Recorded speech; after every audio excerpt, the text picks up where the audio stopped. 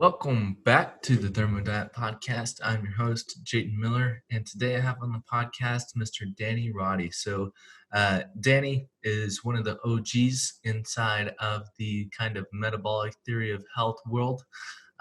So I'm super excited for this one. We talk a little bit about how he got to where he is today.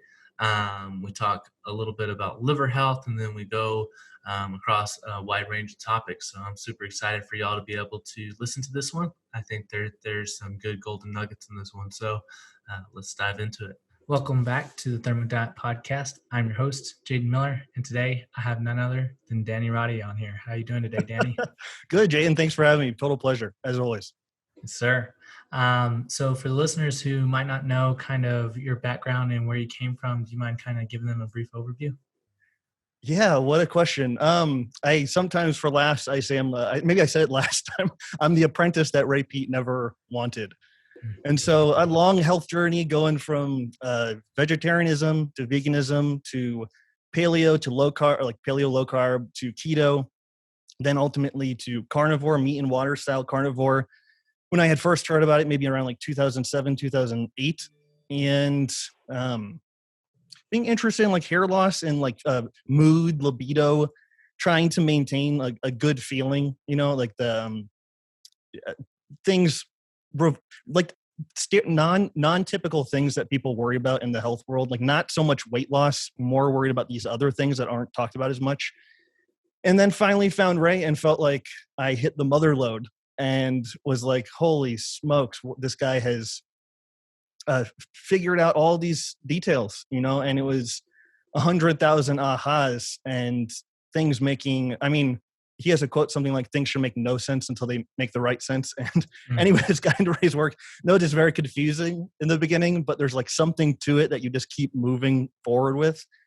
And that's how I feel. And then him as like a kind of a mysterious person in general, or kind of like an interesting human, that was the other aspect of it. So, yeah, still fascinated with his work, still trying to understand broadcasting the message as much as I am able to do, and again, being thankful for that. He gave me some kind of direction in my life, so it would really be weird to think of where I would be without ever, if I hadn't encountered his stuff.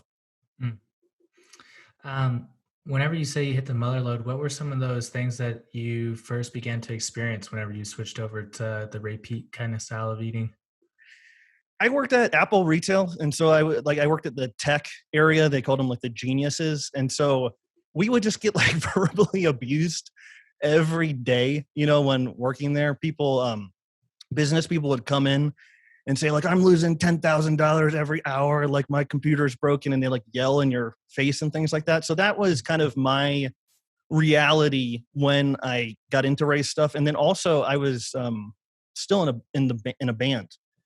And so it was like 2 full-time jobs taking all my time. And then I had a girlfriend as well. And it was just like psycho levels of stress, And so I always knew I had like a problem with stress. Like even in grade school, when I'd go up and give a presentation, I'd be like, my leg would be like shaking uncontrollably. And like, I couldn't do anything. It would be horribly embarrassing, And that, I don't know, that was just like apparent to me that I had some issue with like stress. And I just had never heard somebody like so eloquently put the whole thing together.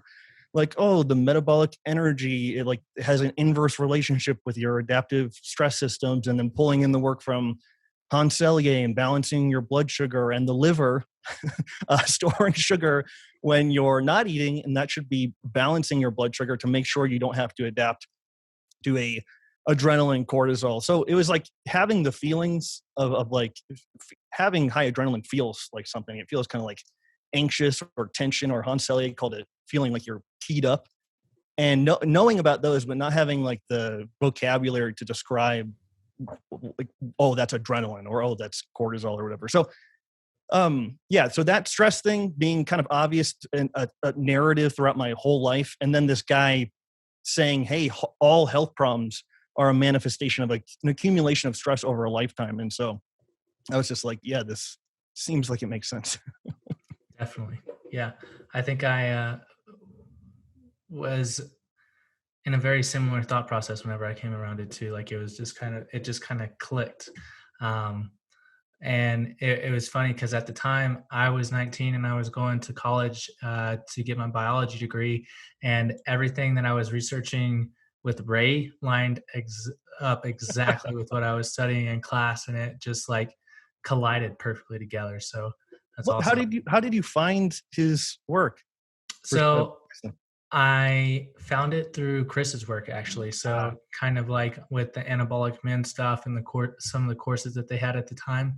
And then Tim Berzin's as well. I was taking a course that he had written called Amplified Metabolism.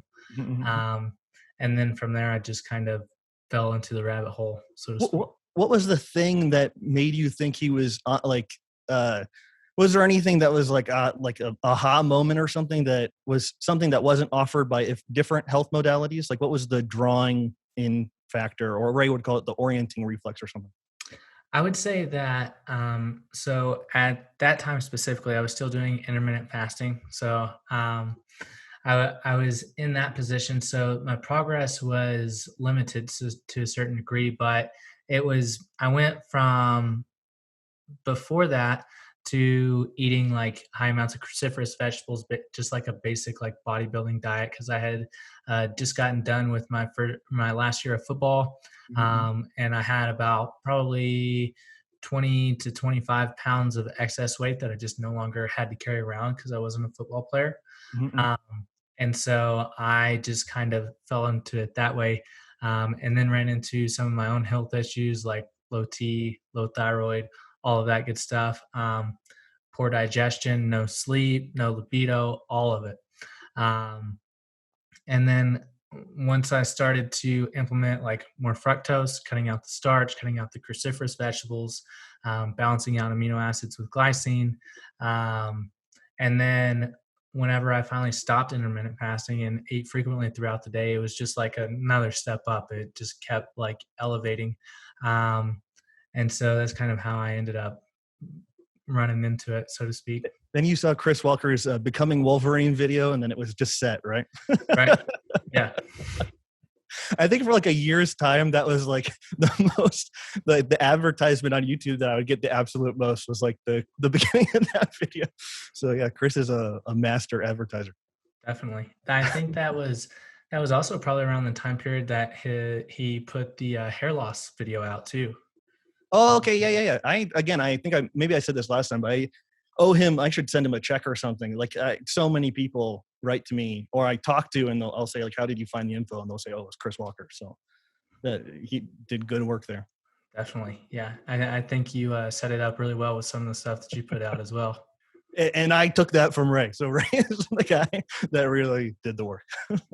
Yeah, definitely. So you mentioned it a little bit earlier. One of the topics that we wanted to cover a little bit was the liver. So can you kind of give the audience like a brief overview of how the liver plays a role in the metabolism? Yeah, Ray has called it the chemist of the body. And I think one of like the immediate things that I think of is there's like deiodinase enzymes that convert thyroxine into triiodothyronine or T3. And so I forget the exact percentage. You might know. It's like how much thyroxine is produced in the thyroid gland is a small, how much T3 is produced in the thyroid gland is a small percentage compared to what's made in the liver. I think like 70% or something is produced in the liver. I'd have to double check that. So your liver is like regulating your metabolism in a sense. And I think it's taking cues from your thyroid and then your intestine. And so I really don't think it's like a bad approach. It's like focusing on those three systems, And for example, I think, and Georgie has pointed this out and we've talked about it a lot, like people with chronic digestive problems or like serious inflammatory bowel will sometimes get liver disease. And I think there's like the hepatic portal vein, it like shares the bacteria of the intestine and the liver. And so whatever's in there, if you have a bunch of like a small intestinal bacterial overgrowth, they're producing tons of gram-negative endotoxin, you're going to be chronically harming your liver. And so like another way of, and again, I'm sure I'm just touching the surface of what the liver does, but it detoxifies estrogen, I think through like glucuronidase and sulfation, I think are the two ways. And then, and it's responsible for storing sugar when you're not eating.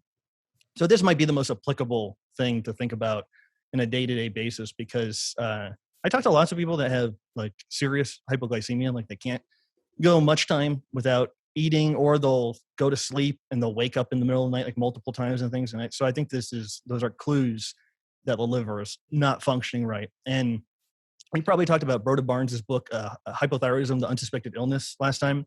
Yeah, we did talk about that. And he wrote another book called Hypoglycemia, It's Not Your Mind, It's Your Liver.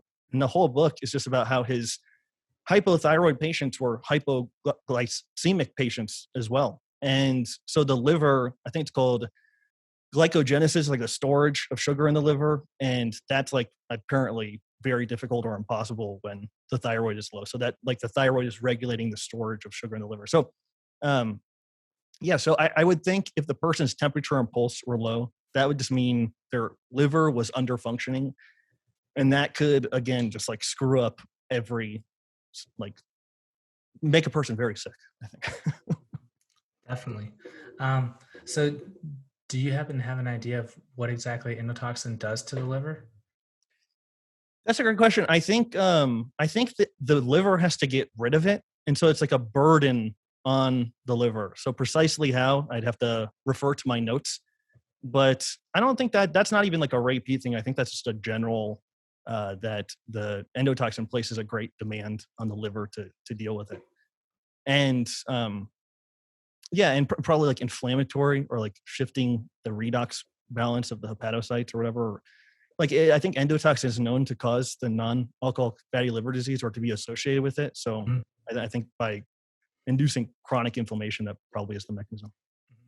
So one question that I've kind of been curious about is that choline has been shown to help export liver fat and help with that non-alcoholic fatty liver disease.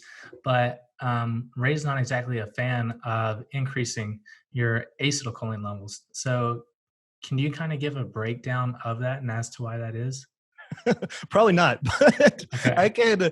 So I have heard that before, and I had heard that paleo people said that same thing. And the only nugget of info I have on this is I used to take not choline, but like a brain boosting supplement that was supposed to alpha GPC. It was something more direct. It was like acetylcholine, like either a precursor or a direct thing. I forgot what the supplement was. Anyways, I remember. So again, this could be me misremembering or not taking into account the additives in the pill or the irritants they could cause. But I remember taking this booster of acetylcholine that was supposed to. It always made me feel like super high strung and stressed out, and so I'd have to again go back to my notes. But I feel like that was the risk of taking like choline and supplements. Obviously, choline in food is probably fine because it's in liver and eggs, and I think even meat and things like that. But I don't have a strong. I know Tim has talked about that a lot. I don't have a strong opinion on it because I think if you're just eating a normal, good diet, you're probably going to get lots of choline. Awesome. So, what does an average day look like for you whenever you're trying to balance blood sugar levels throughout the day? And what are some of the signs that you look out for whenever they begin to dip? Yeah, good question. I pay very close attention to that waking up in the middle of the night thing. And so when that starts to happen, I start like seriously questioning like what's going on. And so I'll like look at my thyroid dose or my vitamin D dose, and those historically seem to be the most relevant to that nighttime wake up. And I think also the state of my intestine. So kind of going back to what we were talking about, the thyroid, liver, and intestine. And like waking up, I think you're likely very glycogen depleted. Stop me if I've told you this before, but sometimes I'll like accidentally put too much sugar and milk before I go to bed, and I'll put it in the refrigerator, and I'll like taste it. I'll be like, oh my God, there's way too much sugar in there. And then I'll taste that same drink in the morning. Did I say this last time? Sorry. Yes, I know. Okay. I forget what stories I've told. But so I'll drink that in the morning, and it will taste considerably less sweet. And so I think the overnight fast has depleted my liver glycogen, and there's like a real biological signal that the taste is less sweet, so I take more of it in. And so the biological craving or for sweet might be a good indicator of the liver's glycogen reserves. I think Ray has said that, and other people have said that as well. And yeah, if a person can't go a few hours without like going cold or something, their temperature and pulse drops like a few hours after eating or something, they're probably not storing much sugar in their liver. And so I don't know, it's the hardest thing, but it's like trying to get a picture of what's going on and trying to identify your symptoms, because sometimes it has like somebody has to say it to like for it to register what's going on, because I think it's just a general phenomenon that people are so like out of touch with themselves and their bodies and everything. Definitely. Do you think in some cases it could be like a progesterone deficiency?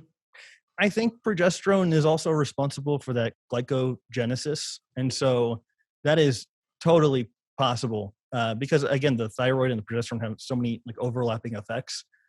And so I've talked to people that like took thyroid and did really bad on it and then did really well on like really big doses of progesterone. And so I don't know how to like adjudicate like what person needs what, other than them just going with their intuition and trying things. Like obviously, if the temperature and pulse are low, I think one of the most safe things to try is thyroid. But progesterone, since we've been talking about it more on the live stream and stuff, like I get lots of positive feedback about it. So it's really hard to tell. But what did you have an experience with progesterone solving that problem? So I wouldn't say that long term it did. I would say that making the eating spaced out frequently throughout the day is obviously made the most significant difference. But I did notice that whenever I was supplementing with progesterone, that I was able to go about 1 to 2 hours longer in between meals, and just from simply just not thinking about it. And then whenever I would notice it, my fingers and my toes would freeze up, and I would kind of get like a little bit of anxiety, and I'd realize that it's time to eat. Like I gotta get some food in. That I think so. Again, I don't know that much about it, but I think we talked about progesterone promoting glycogenesis. I think the opposite is glycogenolysis, and I think estrogen promotes that. So it's like chronically robbing the liver of its glycogen supply, and it's always shifting the person over into that adrenaline cortisol state. And so, yeah, man, that high estrogen into aging seems to be like people are always saying like, what if I get my estrogen too low? It's like unlikely. That's probably not going to happen. Like it's so difficult to get it under control, especially after, I don't know, like 20, like depending on how sick a person is or how strong their constitution is. And so I think that just becomes increasingly more difficult. And also our environment is getting like worse and worse by the day, you know? And so that's always the challenge, is like keeping up with the deteriorating environment. And then in the future, if our food availability changes, which I mean, I suspect it will. So do you think that, how do you think the circadian rhythm plays a role in help regulating blood sugar as well? Do you think there's a connection there? Yeah, that whenever I think of circadian rhythm, I think of like, I don't know about you, but like ever since I was like a little kid, I'd always be super tired during the first half of the day and then super awake during the second half. And I just had like kid insomnia where I'd stay up till 3 or 4 a.m. just like regularly, and I can never go to sleep. And so when I was talking to the paleo people, I was so annoyed because they'd be like, you got to go to bed at 10 p.m. like every night. And I was just like, I physically cannot go to bed at 10. It doesn't matter what, if I prepare or turn off blue light or wear goofy glasses or something, there's like no possible way I'm going to go to bed at that time. And so I don't know the details of this, but I suspect that like a hypothyroid person's circadian rhythm is like flipped. And so I don't know all the ins and outs of circadian rhythm, but you know how the dawn phenomena, like cortisol is supposed to go like high and wake the person up. I think it's just, there must be some dysregulation of I mean, of course there's the stress hormones, and that kind of throws that circadian rhythm out of whack. And especially since the nighttime isn't usually restful for a hypothyroid person, so they're always exhausted during the day.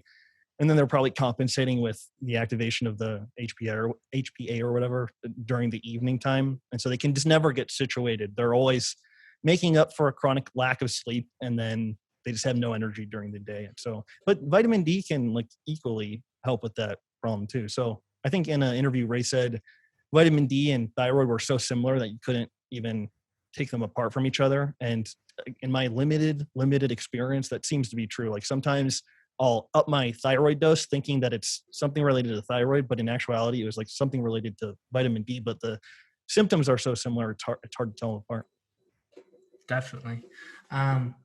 So do you think that darkness is possibly just such a stress to hypothyroid people that it creates too much of a stress response to go to sleep?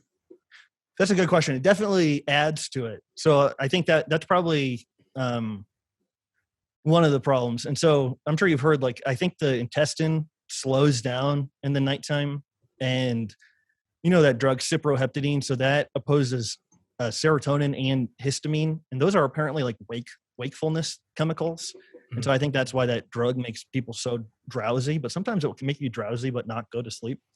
And so as the metabolism like naturally slows down in the evening, whatever's in the person's intestine, if it's slowing down and the intestine becomes like hypoxic, especially during the nighttime in the darkness, like that might have kind of terrible results. Like it might have a powerful inflammatory response. So I think this is one of the reasons about the fiber always going through the intestine and accumulating day after day after day. And that's probably likely protective during the evening and the nighttime. Like people, I'm sure you've experienced it with people. It's like, yeah, I tried the carrot salad, didn't do anything. It's like, so you got to continuously do it. I think that's the way to get the best effects from it. But it's just like a kind of a smart thing to do, to always have something that opposes the serotonin and the histamine, especially when a person's susceptible to that during the evening. Mm. So you mentioned the pre-bedtime milk and sugar. Is that like the key thing that you found, that like the key trick that you've noticed is the best? That's like the easy one. So if a person that like improved a person's sleep, that would be like, oh, awesome. Like, and aspirin, I think, can help some people. I think is very useful. What else? Progesterone, like we were talking about, that can be useful, and maybe long-term mixing that with a little bit of DHEA or something. Thyroid, like T3 specifically, like all those things I think are worth trying if a person knows that they have very unlikely sleep in the evening. I've heard of quite a few people kind of experiencing the quickness of sleep onset whenever they tend to supplement with a little bit of thyroid before they go to sleep, for sure. Yeah, that's those, again, I think of all Ray's stuff as like a toolbox, and it's kind of like developing your toolbox for life, you know. And it's like the T3, the aspirin, the progesterone, DHEA if you're more like experimental, sugar, like all these things I think of just this big toolbox. And sometimes things will become especially useful when you have like a problem. So say a person goes 2 months without sleeping or something, and then they try the T3 and it like gets them to sleep. Like that would have a very valuable spot in your toolbox of keeping that, you know? And so I think that's ideally how like any intervention is. It has like a place, it earns its keep, you know? It's not just like somebody's just doing because they think they have to take thyroid or something. It should be valuable. And so, yeah, man, I think Tim Berzin said that sleep is like a high energy activity. And so I think that's counterintuitive for a lot of people because they think, oh, I'm going into a state of hibernation or something. But I think that's really true. Like you need higher thyroid function to rest and to relax. And so the opposite is this excitatory state of like turning around and tossing at night or having restless legs, et cetera, et cetera. Definitely. It like the connection that it makes in my head is that relaxation is energetically demanding. It's the actual, it's the ATP using part. And sleep is the ultimate relaxation kind of. And then obviously you can die and then you have rigor mortis, which is a complete deficiency of energy. Yeah. That's Albert St. Georgi. And so St. Georgi said like a cell needs energy for all of its activities, but it also needs a cell needs energy for all of its like activities, but it also needs it to reinforce its structure and to relax. And so, yeah, that's another revelatory thing about Ray's work is that what you just said. Like, I think he was the one that dipped the rigor mortis muscle into the solution of ATP, and it became pliable again. And so, yeah, the rigidity, like the physical rigidity of aging being a lack of energy and like high stress. So even something like a callus, and then the tendency towards fibrosis or whatever in late aging. I think those are all representations of like a softness, a suppleness to a rigid hardness. And then that probably goes along with the rigid personality as well. Do you think that always tends to develop with the rigid personality too? Not always, like I've definitely, again, it's hard because to understand how I was, you probably have to spend like a week with me or something, like, in all these different situations of how I acted, And so it's hard to say. There are definitely some people that I've talked to that have had like things that I would consider horrific happen to them, and they're happy-go-lucky, and they're still experiencing like a health problem. And so like, obviously that's better than the opposite of being super jaded and hating life and hating the world and stuff. So it's hard to say like this is always this way, but I think we probably talked about last time, like the high serotonin personality kind of like reducing perception about the world and possibilities and things. And, but sometimes taking something like T3 or aspirin or taking the antibiotic can break a person out of that. It's just, I don't know. It's probably always different for every person. Definitely. So what does an average day in the day of Danny Roddy currently look like? So if you're going to optimize your blood sugar levels throughout the day and just go full repeat, what does it look like for you? Man, that's such a hard question. So I'd be interested in your approach, but So I went through like many stages of like writing down my perfect day and what I'm going to do tomorrow, and like anticipation of breakfast and lunch and dinner. And maybe it's me at the old age of 35, but like I don't do anything like that anymore. And so like I'll try. So these are like the liter milks we have here. I'll try to drink like 2 or 3 of those a day, and so that will be like basically almost my protein requirement, or maybe it like meets 100 grams of protein. It definitely meets like calcium. And then on top of that, I would usually have like 1 to 2 meals, maybe like a late breakfast and a early dinner. So I'll usually talk to somebody like pretty quickly after I get up, like maybe an hour or two. Then I'll have breakfast after that. Then I'll talk to more people and then have a late or early dinner. And that dinner will look like, I made a video not too long ago about my kind of like cafeteria style meals, and it'll be like eggs and cheese and orange juice or something, and then a milk and coffee, or it'll be like meat and cheese and a Coke and a milk and coffee. It's like so simple, but I find it to be really satisfying. And in this state of the game, like I can't fool myself. It really has to be organic, and not the food has to be organic, like the process in choosing foods and stuff has to be more organic. So I'm like, you probably have the skill of like eyeballing food and being like, oh, that's probably around 20, 30 grams of protein, 100 grams of carb. Like if you have dieted for a long time, you probably can do that. And so that's what I'm doing during the day, but it's kind of just happening naturally. I'm like meeting the things that I think I need to meet every day just by virtue of the foods that I'm choosing. So I'm not, but again, if a person is new to all this and they can't eyeball a plate of food and tell you what's what, they should probably put their food into Chronometer, because I've talked to a handful of people that talked to it for long periods of time, and they thought they were eating enough of something and were eating like way, way, way under. And so if you don't know, you should measure. And whenever you're confused, you should measure. But again, if you have like a history of bodybuilding and dieting, it's probably just a skill that you've developed over a long period of time. Definitely. What are some staples that you tend to keep on hand to make sure that you have that variation? Yeah. So I import oysters to Mexico. Whenever I see liver at the store, I'll buy like as much as they have and just store them in my freezer.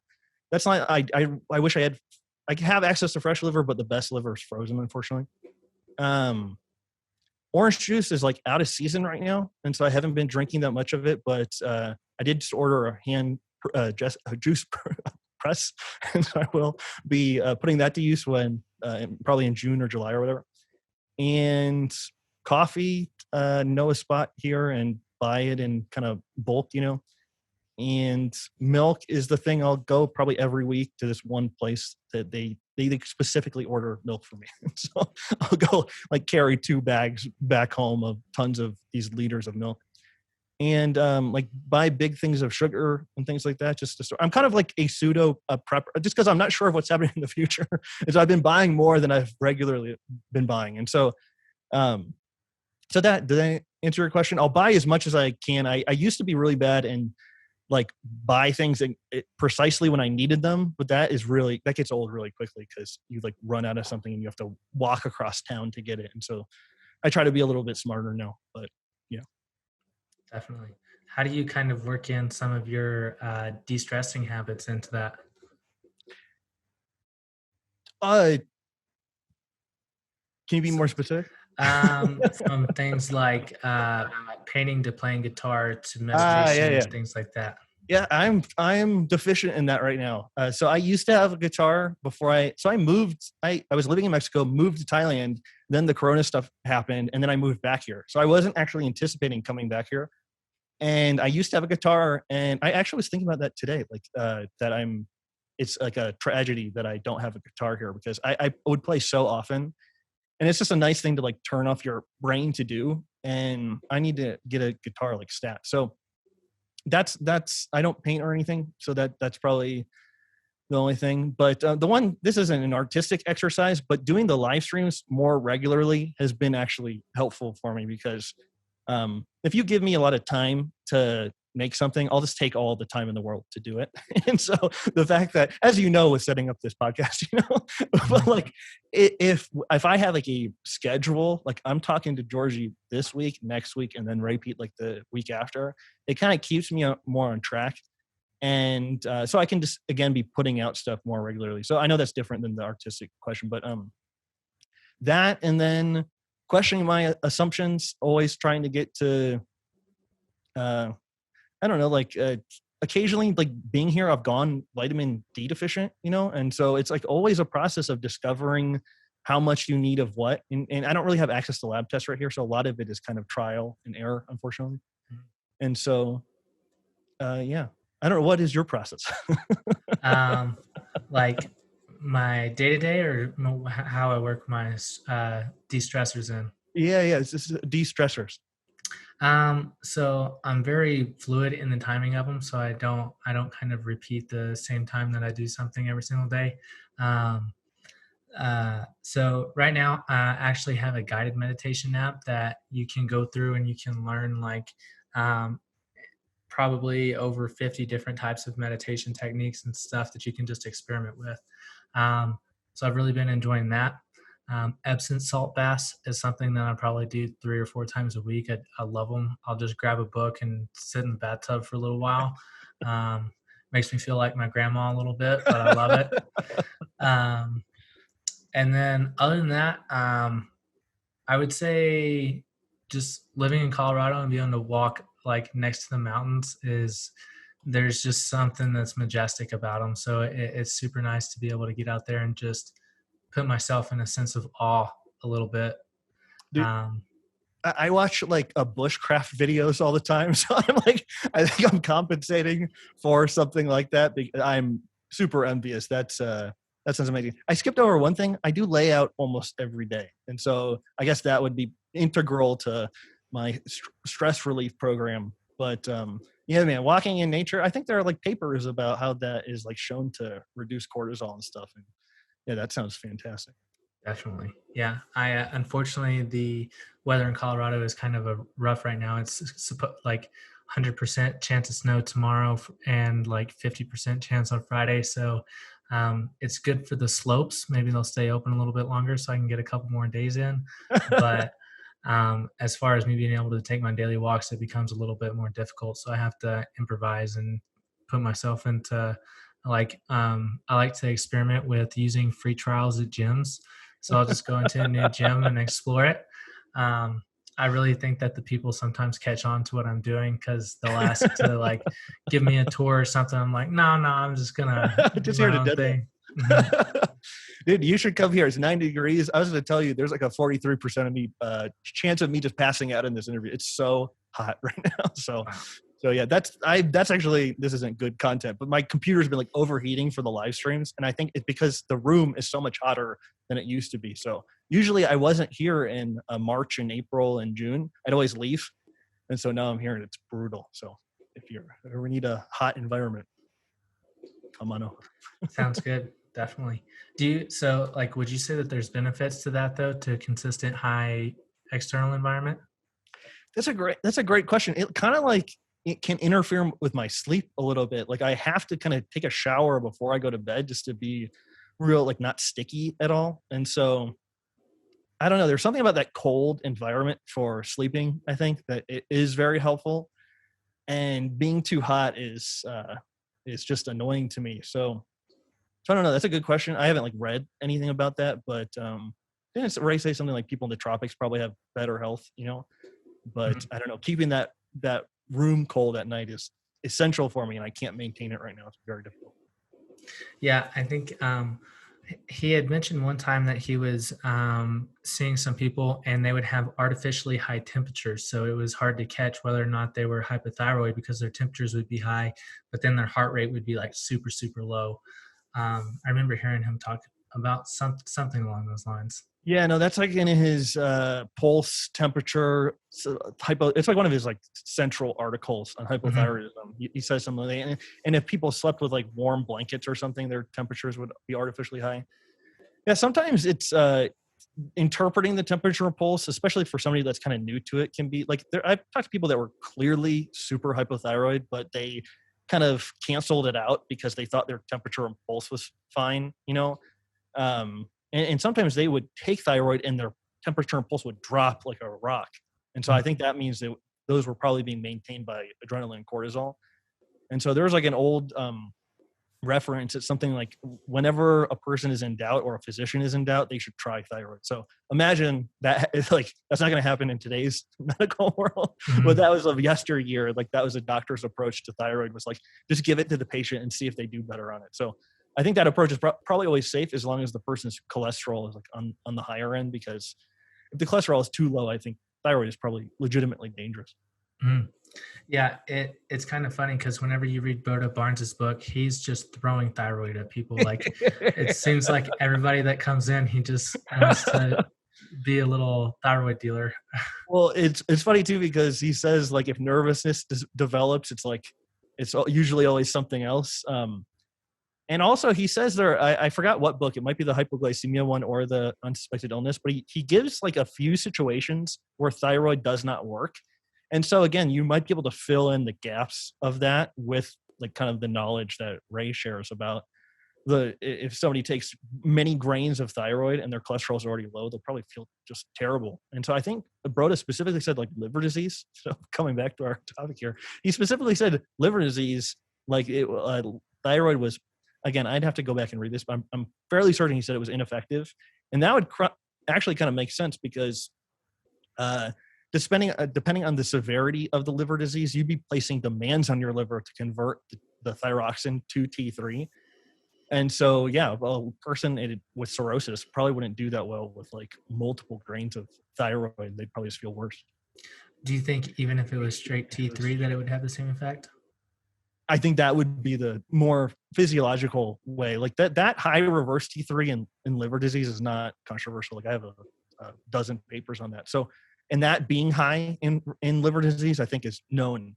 And so, yeah, using T3 for like I've talked to people that started with Sinoplus, so a mixture of T3 and T4, and they tried it for a while, didn't feel good. And so I think if that did happen, the next thing to do would, and sometimes they'll say they have symptoms of like hypoglycemia. So maybe they'd feel better on T3. And again, I think it's just trial and error. And again, like we talked about earlier, just trying to get like really in touch with what's going on and what's happening. Now, you don't have to like go read PubMed abstracts, but it's like just trying to get a understanding of what's happening in your body, which is like probably easier said than done. Mm-hmm. So you mentioned that you're constantly questioning things. What are some of the things that you're questioning right now? That's interesting. I'm actually more trying to get more of the political intelligence stuff. That's more interesting to me at the moment. Health wise, I can't think of anything that has been like a big question or reversal. I can't think of anything off the top of my head, but what about you? I have been really interested in the emotional and spiritual side of healing. So, kind of like the effect that our psychology and kind of like our spiritual being, so to speak, has um, the impact that it has on our physiology and how we function on a physical level. We'll talk about that more. Definitely. Yeah, I would love to. No. Well, like what specifically, like some kind of purpose in life, kind of having a central function for the person, you think?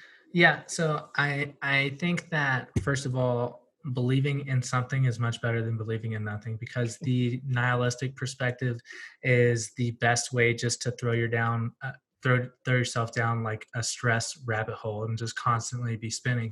Um, so I think that whether it is being able to change your perception on how you can take control of your own destiny and of your own world and kind of manifest a vision for where you want to be, or if that is having some kind of religious practice, or even finding some kind of, for instance, like there's a lot of studies showing that older individuals that end up getting pets will live longer.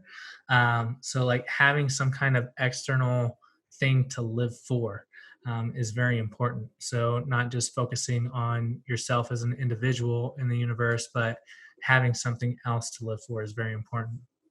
Yeah, man, to go back to the beginning, I'd be dead in a gutter somewhere. Like if we didn't have this, these things to constantly keep me motivated and going forward and stuff. Like I think, so again, it's not a religion per se, but it is some kind of purpose, like chronically doing this stuff and talking with Georgie and doing work. And I think Ray has a quote in his Generative Energy book, and it's like a purpose should be the basic demand from our work. And he says it a little bit better than that, but think of how many people do work that they just think is completely meaningless. It's like probably the majority of people. And so yeah, you got to find something to propel you forward, whatever that is. And I think you're right. Just thinking like nothing matters or whatever, that probably not super helpful, but that might be a result of the person's physiology. I think we maybe talked about it last time. There's that psychology, negative affectivity. And it was like this phenomena where a person would just take a situation that was neutral and make it a bad, like look at it bad in a bad way, or interpret it like it was a negative situation. Mhm. And a other person would interpret it positively. And then they measure the people that had that so-called negative affectivity, and they had high levels of cortisol. And so say you have somebody that does believe nothing, life sucks, there's no purpose or anything like that, and they start taking the carrot salad every day, and they start to slowly change. And Mhm. so yeah, it goes both ways. And so I think, but yeah, it's hard to think of if I just woke up every day and didn't think there was any purpose to what I was doing. Absolutely. Yeah. I think that that might be one of the reasons that we are such social beings, is possibly to find some kind of external validation to keep the progression moving forward. Um, it's really interesting because like for another example that comes to mind is like whenever people retire in older age, they tend to die fairly quickly after that, and it's just because they don't have like the desire to keep moving forward and to progress goes away with that title of retirement, so to speak. And so because they have nothing left to live for, they tend to pass away rather quickly. Yeah, maybe the goal should be like not to retire or do something you love, to where you don't necessarily think it's like like going to a job every day that you just absolutely hate. Like I maybe sorry if I told this last time, but like I lived in San Francisco, and a lot of people worked in tech, and most of the people I knew just hated their jobs, but they were making so much money, and they were getting like stock options every month they'd stay there longer. And so it was like, yeah, I'll make $30,000 a year if I don't have to have a boss and I can be happy. And like, that's way more attractive to me than making $200,000 a year and just being totally miserable and wasting years of your life, like I'm 35. Life has been flying by, so Mhm. it's just like, I don't think you have that much time. So it's, you don't have enough time to be doing something daily that you hate, I think. And that's Absolutely. easier said than done, especially in this atmosphere of having a job and stuff. For sure. Yeah.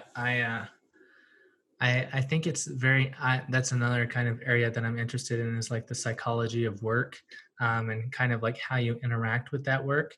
I think that a lot of people tend to victimize themselves whenever they're in a certain place of, I would say, challenge or resistance whenever it comes with that, instead of looking at it as an opportunity to level up. They look at it as an obstacle that's in their way to allowing them to do what they want, pretty much. Um, and so it's kind of interesting to see that whenever that's flipped, a lot of the times, like, their entire life can shift because they're spending 8 hours a day at work, facing a wall versus, creating opportunity through trying to level up like that. Yeah. And that leveling up can be difficult, especially if the energy is low, like, again, I'm not a master of the metabolism or whatever, but just learning about like the glycolysis, I never wanted to do that because I was like, that is definitely too complicated. And I never want to learn about it because it seems too hard. And I thought learning about that type of thing was like physically painful, and so again, I think, but in retrospect, I'm glad I can have like a topical conversation about it, or I've kind of like implemented it in my blurry picture of what's going on. And but yeah, you're saying that having a profession that is never challenging will further reduce the person's kind of quality of life and their health as well. So it's like challenging to even find a profession that is challenging and stimulating in a favorable way, right?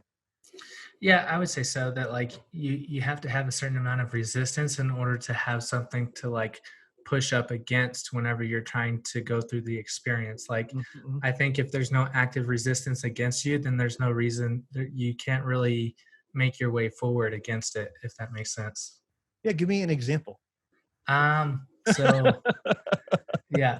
Um So okay, maybe you're making an art project and somebody's critiquing your work, and mhm. you have to, like, maybe you can't ignore their advice and you have to adjust it. And so maybe adjusting the art to, maybe you don't want to adjust it, but you have to, and adjusting it in a way you like is the challenge, and you got through it or something like that. I would say, yeah, that one's very difficult. I would say that looking at the critique as perfection from a different perception Mm-hmm, would be something that you could kind of be grateful for, so to hmm. speak, versus taking the criticism personally and in a victim, and a kind of like with the victim mentality. Yeah. So I would say looking at that as an opportunity to perfect your piece of art to the point to where it's more appealing to a general population versus just the individual. Yeah. No, I've gotten pieces of advice about podcast or whatever that when I first read, I hated. And then over a month's time, integrated. You know what I mean? And then that's happened multiple times. And so I think that's just the process of like putting yourself out there. And in the YouTube scene, you have like so many different voices telling you stuff about what you've done. And so there is that phrase. It's like, be careful taking constructive criticism from people who have never constructed anything, but like, which is very true. But also somebody who's never done anything could also be that wouldn't necessarily make them wrong. So yeah, man, you're on YouTube, you put these up on YouTube and stuff, and I'm sure you get a fair amount of criticism for just doing whatever. You Mhm. can just sit in front of a video camera and then people would criticize that, and so yeah. That's I feel you. Definitely. Yeah. I would say that one of the more interesting ones is like, I have two gray shirts. And so the way that I recorded the videos, they thought I was wearing gray shirts for just an endless amount of time, pretty I much. wear this black shirt for almost every interview, so that's actually true with me. Yeah. So they'll call me out and be like, Jayton, are you ever going to buy a different shirt? And it's just like, The joke's on them because I only own two or three shirts, so it's not even possible. Yeah. I just wash them consistently. Like I'll trade them out on a day-to-day basis. If they're making fun of your shirt, that's that's the least harsh thing. So that's actually not too bad. But yeah, man, it's again, not to go too down a rabbit hole or anything. It's almost like you just got to make what you feel comfortable with, not comfortable with, but like satisfied with, and nobody can make you feel differently if you're very satisfied with it. You know, like the early Ray episodes, I would feel like I was like too nervous doing them, and then I'd have some tech issue, and I'd be like real kind of like dissatisfied with how they would turn out, you know, and then I'd be especially susceptible to criticism, and I'd be like, I already know, like because I'm critical of the episodes. Nobody's more critical of the episodes than I am, you know. And then, but when you kind of dial things in, and like Georgie, Ray, and myself, we're all like different people. And like, so sometimes that can make for a unique conversation. Sometimes it can make for people like not understanding each other or something. And so I think now that's settled in a little bit. And now I'm like just consistently happy with what's going on. But that just takes time. That you took time to build that. And it took time to go through the criticism that people had. You know, there's like whole threads about episodes that people like hate for some unknown reason that I wasn't okay with. So, yeah, I think that's just comes with the territory, I guess, putting yourself out there. Definitely. That is kind of consistent. So contentment is something that is kind of a consistency from what I'm seeing of centenarians, people who live highly qualitative lives for a very long time. Do you think like that could be one of the key aspects of longevity from a psychological perspective is just being content? I mean, I couldn't speak about it from experience, but I would guess for sure. You know, Maslow has a quote, and it's something like society is supposed to, or maybe we talked about this on the live stream, but Maslow has a quote, and it's like society is supposed to buffer your stress. You know what I mean? Like you're supposed to, like talking to other people about things. It's supposed to like mitigate the stress response, or like I don't know what the right terminology for it, but anyways. But what does our society do? It amplifies it. You know what I mean? Mm-hmm. And like, if you think anything different outside the mainstream, you're totally alone, and you're going to be like crucified for it, you know?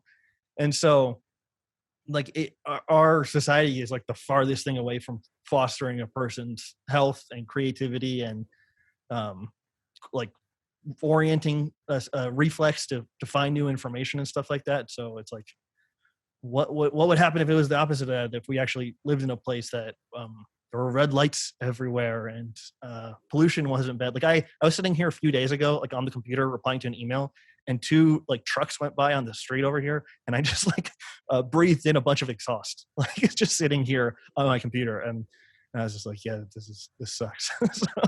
So it's just like stuff like that that's reducing your health, your quality of life, and it's just happening nonstop throughout your entire life. And that's just pollution is just one bad thing in our environment. And so yeah, what would it be like if it was different? Definitely.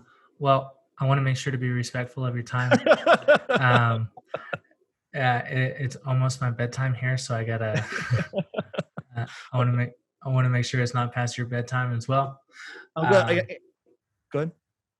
Do you mind telling people where they can find you as far as Instagram, YouTube, website, all that good stuff? Yeah.